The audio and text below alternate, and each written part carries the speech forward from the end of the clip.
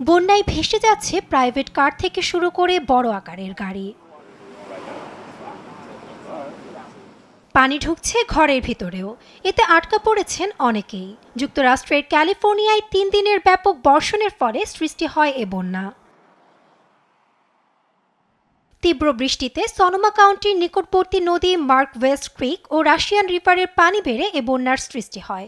আকস্মিক বন্যায় প্রস্তুত ছিল না মিরাবেল ট্রেলার পার্কের বেশিরভাগ বাসিন্দায়। ফলে প্রয়োজনীয় জিনিসপত্র নিয়ে অনেকে নিরাপদ স্থানে সরে যেতে পারলেও আটকা পড়েন কেউ কেউ।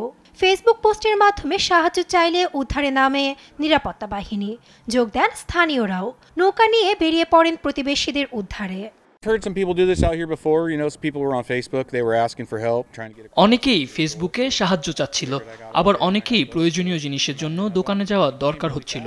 তাই আমি একটা নৌকা নিয়ে তাদের সাহায্য করতে বের হয়ে পড়ি।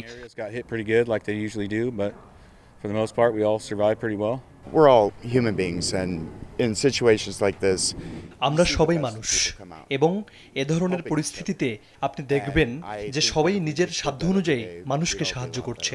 আমরা যদি প্রতিদিন এমন করতাম তবে অনেক বেশি ভালো মানুষে পরিণত হতাম। গুয়ের নেভিলের একটি প্রধান সড়ক ডুবে যায় 3 ফুট পানির নিচে। এ সময় রাস্তার পাশে থাকা নির্দেশকগুলো তলিয়ে যায় পানিতে।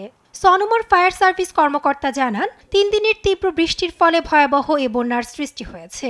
কিছু কিছু এলাকায় 7 থেকে 20 ইঞ্চি পরিমাণ বৃষ্টিপাতও রেকর্ড করা হয়। কাউন্টির অনেক বাসিন্দাই এবারই প্রথম এমন ভয়াবহ বন্যার সাক্ষী হলো।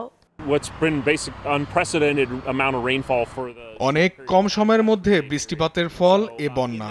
প্রথম দিকে আশেপাশের ছোট ছোট খাড়িগুলো পানিতে ডুবে যায়, কিন্তু আজ সকাল থেকেই দেখতে পাচ্ছি যে রাশিয়ান রিভারও পানিতে ডুবে গেছে। এতে অবশ্যই বড় প্রভাব পড়েছে।